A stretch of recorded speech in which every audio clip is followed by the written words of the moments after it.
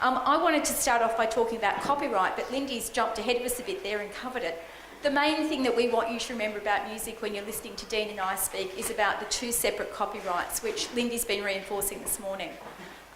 Most important to remember that there are two streams of income, one for the musical work, which is the song and the composition, and one for the sound recording, which is what PPCA looks after.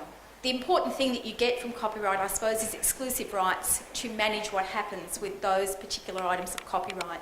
Exclusive rights of reproduction, exclusive rights for public performance, exclusive rights for broadcast. And they're the sort of things that PPCA and APRA manage on people's behalf.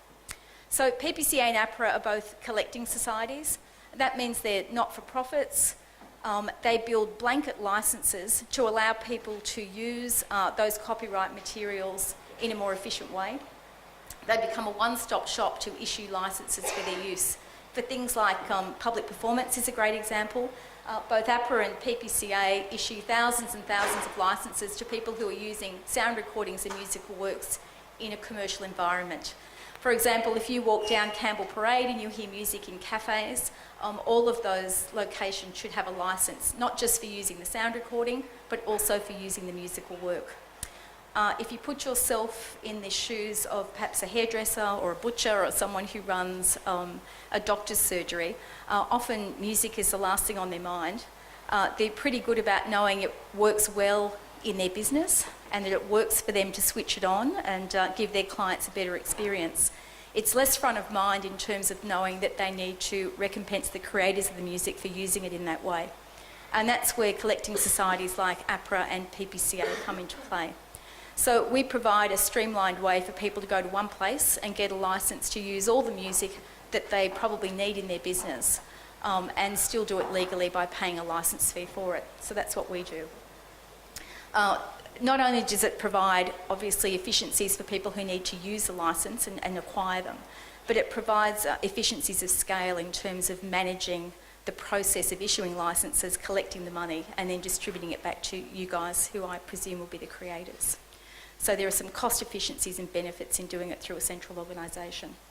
I might throw over to Dean now and let him give you a bit of chat about what APRA does specifically. Cool. Thanks, Lynne. Can I just ask if anyone here is an APRA member already? Yes. A few? Good. Can you put your hand up if you're a songwriter? So there's a gap there. There's a few songwriters who aren't members of APRA, so we need to get you signed up. Basically, as Lynne's outlined, people join a collecting society to do things that are not so easy to do by yourself. So it's collective administration. To become an APRA member, you just need to have your works publicly performed somewhere. So we do get people call us and say, I'm a songwriter, I've written 50 songs, I play my guitar in my bedroom at home, full stop. It needs to be a little bit more out in the world than just being played at home. But once your work's been publicly performed, you can become a member of APRA. It's free and you assign certain copyrights over to APRA and we administer those for you worldwide. So to give you a quick example, the benefit of doing that is every time your song is then publicly played, and by public we mean everything that's not domestic. So it's not a 21st birthday or it's not a wedding. It's in the public space, so on radio, television, fitness centres, the small businesses that Lynne talked about before. Then we can track those works for you. And we do it internationally. There's societies like APRA all around the world. So if you have a song that's played on radio in the UK version of APRA would collect those licence fees as royalties, return it to us, and we would pay the final royalty out to you. So APRA's been around since 1926, been a long time since radio started in Australia, and we have just over 80,000 songwriter members in Australia. And as Lynne explained, really there's two halves to the business for both of us. We've got our membership side and then our licensee side. On the licensee side, which is everything from the restaurants through the nightclubs, broadcasters, etc., there's about 80,000 licensees on that side of the fence as well, so it's a fairly evenly balanced business.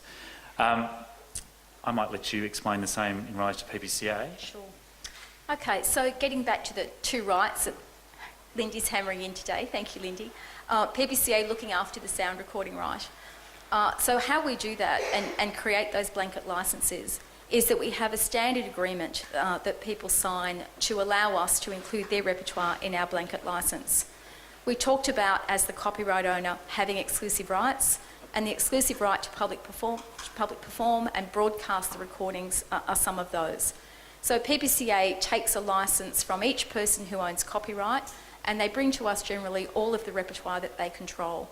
So what we do then, taking that from each of the different creators, we stitch together this enormous, what's known as a blanket licence that covers everything.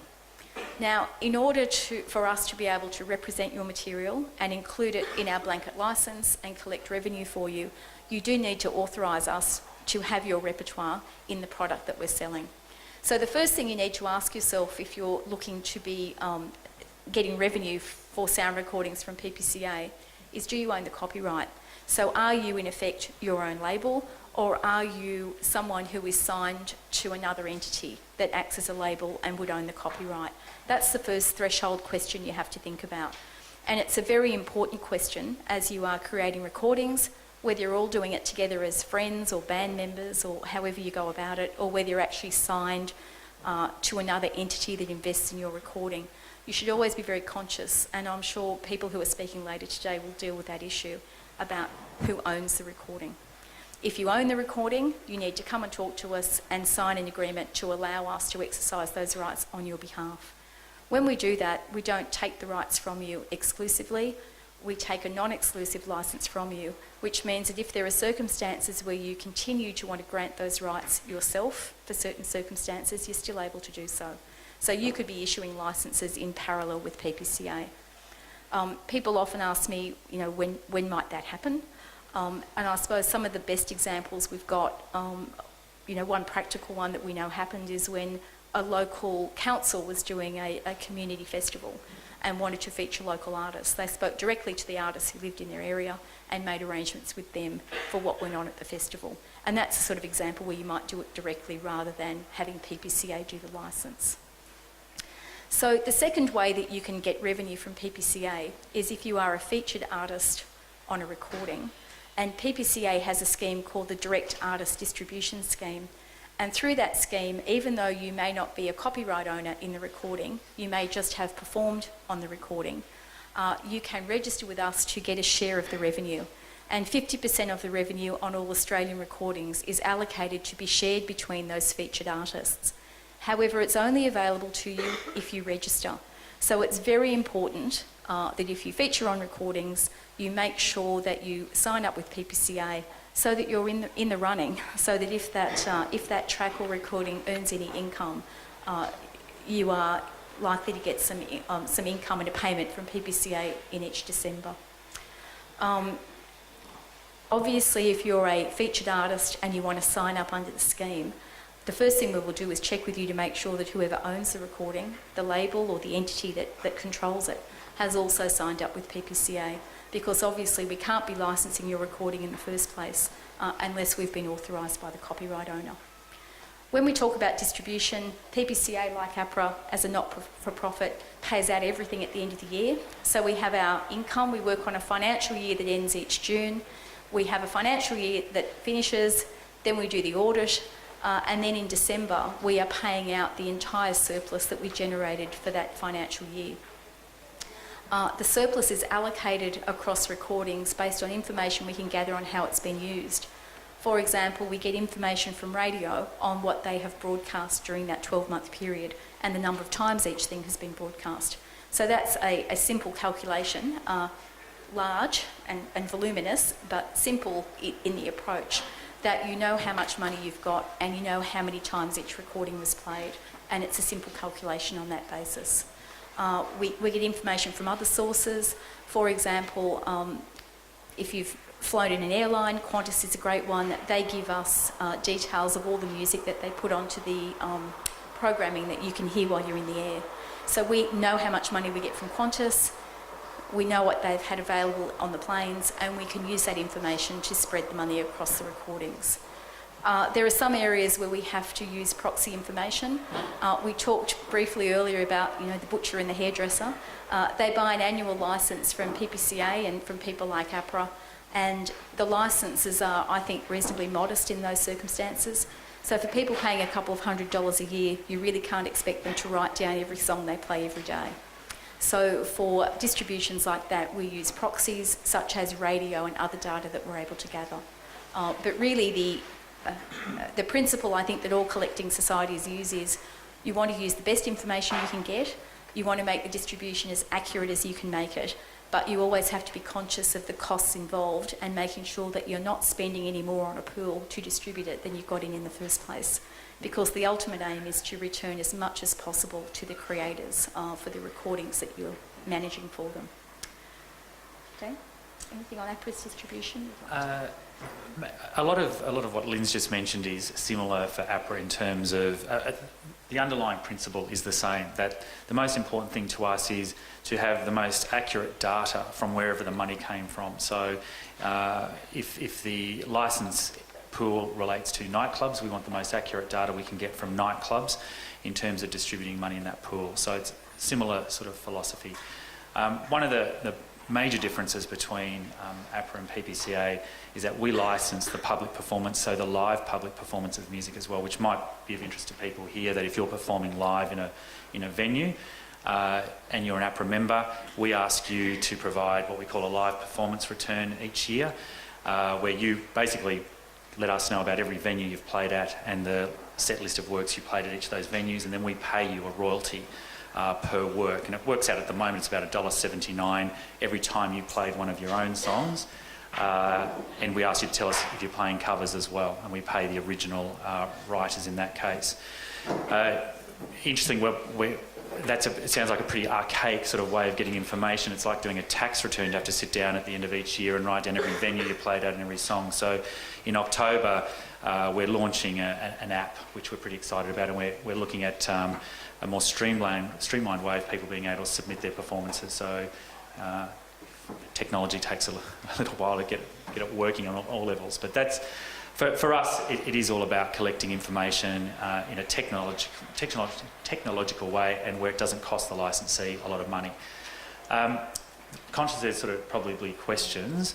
The only thing else I want to mention, rather than sort of just the core role of what APRA does, is we're also involved in lots of programs that are about building the next generation of songwriters. We've just launched a program called Songmakers into high schools, where we basically parachute a high-profile songwriter and a producer into a high school to work with music kids, 16 music kids, for 2 days. And the objective is those kids have to write and record songs at the end of a 2-day period. So it's like a hothouse songwriting experience.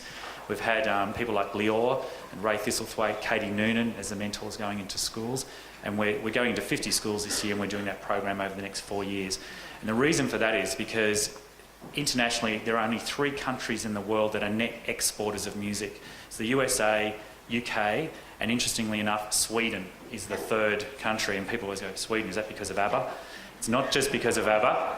If I get in before people go, it's because of ABBA. It's because over the last 20 years, Sweden has developed a really large pool of fantastic pop songwriters who write all of the hits for the Christina Aguileras, the Britney Spears, Janet Jackson over the years, etc. And what we've been talking to the federal government about is our export industry could be every bit as successful as Sweden, but you need to invest now, and people need to understand that having a career in the music industry isn't just about being the lead in a band. There are many careers, and songwriting and the value of your intellectual property around crafting a song is incredibly valuable. And I guess if I could leave you with something today, is recognise there's value in what you create. Think about it carefully before you give it away for nothing. Read the fine print in any agreement somebody asks you to sign. Questions? It's a question for Lynne. I just wanted to ask what you were saying about featured artists. If you sing on a track where you're a session singer and you get paid for those, say, 2 hours of work, does that still apply? Can you still register? No. The PPCA direct scheme is for featured artists only. So the easiest test we find for people is if you're entitled to receive a royalty under the terms of whatever arrangements you made, then you would be eligible to register with PPCA. Okay, thank you. I got a question. Right in front of you. Sorry. So, restaurants on Campbell Parade are playing music. Now half of them are playing off Spotify. How do you monitor that? And they might be paying a license to you, but are they legally in their right to play Spotify? Well, there's a couple of issues with Spotify, unless Dean wants to jump in.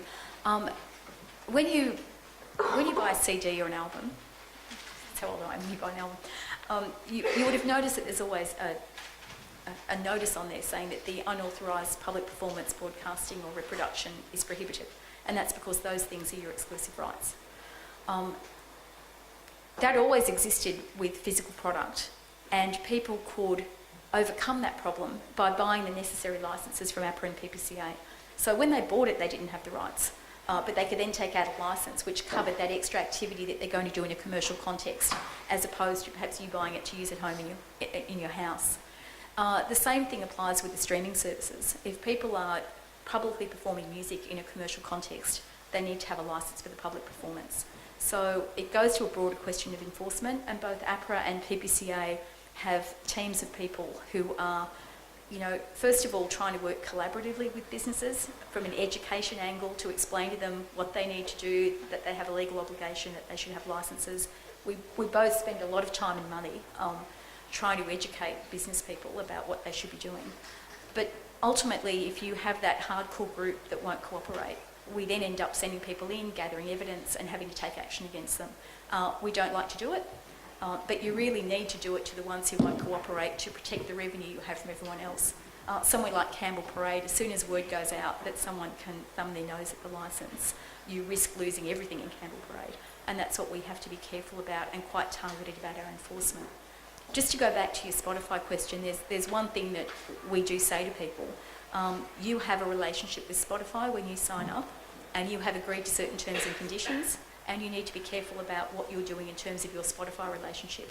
But that really isn't about our relationship. Does that answer the question? Just the other thing on Spotify, it's interesting just from a data point of view, one of the biggest challenges for a collecting society is dealing with that volume of data. So we license Spotify. They provide data returns to us, which are thousands and thousands of works every month, millions of works. And the idea is it auto matches into our system. Every time your song is streamed on Spotify, a point goes against your name. But the challenge for the music industry, of course, at the moment is they're micro payments. When it comes out at an artist level, very, very small payments. But so the hope for everyone is that the streaming services, the subscription form where you pay $12 a month, rockets up rapidly.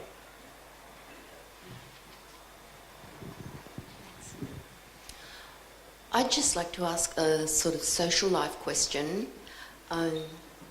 Managers aren't given the opportunity to join APRA. There's no classification for that on the form. And yet managers are often instrumental in filling in forms, etc., appropriate to the artist's needs with APRA. And APRA also, the whole point is that APRA runs some really information-rich, wonderful events, and you can't get information about those events unless you're a member. So is there a possibility that there may be some way to expand your membership base to allow for people like management to join and get that sort of circular happening? Yeah. No, it's a good point. In a sense, no, there isn't a capacity for a manager to become a member of APRA. APRA is set up to administer the rights of the creator, of the songwriter, and that's our core purpose. But it's important that the ecology of people who work around the creator get information and feel supported as well. So we do publish a monthly newsletter. We do put lots of forums together where we do get lots of management come along. We work closely with, and I'm going blank on the acronym, artists. AAM. AAM. And the NMF. Yeah, thank you. Both groups of the managers, industry associations. I'm going to 3 presentations they're putting on over the next couple of weeks. So really the right forum for you is one of those groups, the managers forums, and we have a close relationship with them. And in fact, from PPCA's perspective, we have a representative of the Managers Association on the board, and one of the reasons for that is to try and make sure that the information flows down through their membership. So it's interesting if you think that that's not happening. Are you in fact a member of either of those organisations? No, but I am. Sorry, I mean of the managers' organisations. No. I would recommend AAM, Association of Artist Managers. You were talking about earlier about the fine print contracts. Do you offer a service where we can come to you and say, look, I've got this contract? I can say we don't. Okay. We generally refer people as a starting point to Arts Law and some other sort of low-cost entry-level places where you can get advice. But I think there's a lot of good advice around in the music industry. There's lots of good people to talk to. We're very careful about not giving advice on those sort of contracts. And one thing from PPCA's perspective is we're sort of careful not to look at contracts because, as I mentioned, we're non-exclusive in terms of taking the rights from you. In some weird way, we're actually in competition with the labels. So we're very careful not to discuss our pricing methodologies, our business strategies with the labels because we are competitors, and there would be, the ACCC is always very interested in that, and there are competition law rules. So one of the other things we really don't want to do is also be looking at agreements with information that perhaps we shouldn't see. But I think generally people can give you advice on good places to go. Yeah, and I mentioned contracts because there's a lot of song competitions around where basically in the fine print it says you're giving this away. And so we encourage members to read that carefully, get legal advice, and we point people to Arts Law as well. And I think that I'd have to check this, but I think they actually have a service where when there's competition, they review the conditions as a matter of course. So it may be that they've already got answers for people, particularly in that aspect. Yeah. Thank you. It's just a quick one for PPCA, just about the copyright and ownership kind of thing. Say you're in a band and you have a recording, and because we registered the recording with you, yes. Is that correct? But do we register it under say there's 3 different songwriters, so of course they're already registered with APRA, yes. already as individual songs. Do you then register with you guys under the name of the band? Okay, it depends how you're working the entity, and can I say that when you're registering with PPCA, it really mightn't have anything to do with the songwriters. Yep. You may have a band that has 4 or 5 people, 3 are the songwriters, and 2 perhaps don't contribute to the songwriting. The band may be a sort of a different entity to the songwriters on their own. So it depends how it's set up. If you've set up a business name, we would normally register it as the business. If you haven't been that formal, we would just set up an agreement where the 3 people who own it together would sign. Oh, okay. Yeah. Cool. Sorry, just a question. If an artist has asked you to create a backing track for their original song, how does APRA work into that? Just from a production. Yeah, from a production. So for us, really that's a question for the band, if you like, in terms of who's been involved in the creation of the work. No surprise, there's often debates about that. People register a song and then we find out later there's a dispute over who should have been registered. We do provide some assistance in helping you work that dispute out, but we don't get involved in terms of determining who did what. So No. So, say for example, the artist has written a song, and they come to you and they say, "Can you make me a backing track for this song?" Do you get what I mean? Like you haven't created the song. Are you talking about a recording? Yes. They're making a recording. Yes. I think that forms part of, and I don't know what Adrian's talking about later, but we might throw some of these at him. No, okay. I think you would have to see if you are part of the recording and what arrangements you made. What was the term of the contract when you made that recording for them? It may have been yours when you made it, but did you then assign it to them under some sort of recording arrangement? I'm going the other way around. Say I've created a backing track for another artist. Yes. Yeah, I haven't written the song. I've just made. So you've created a recording, really, but they want to use it. Yes. So how are you formally giving them the rights to use it? I don't know. Because I believe that's your recording. Yeah. So if they're playing it or making copies of it, they need to make arrangements with you. Yeah. What might be a different circumstance, and perhaps I misunderstood, if they came to you and sort of commissioned you or paid you to specifically do that, and there was an agreement about you doing that and handing over the rights. If you haven't done that, I think that first recording you've made is still yours. Okay. Is there like a busking? Does that fall into a grey space? Is there any entitlements there? yeah, we don't license. There's no one to license Yeah. busking, so On the flip side of that, there's no opportunity for us to pay out to buskers either. So, yeah, unfortunately, it's not a public performance that you're going to get a payment for. Yeah. Okay. Now, could we thank Lynne and Dean very, very much. So before they go, PPCA collects for which copyright? Recording. APRA collects for which copyright? If you don't know that and you're working in the industry, you're done. That's the bottom line. That's like 1 and 1 equals 2. You got to know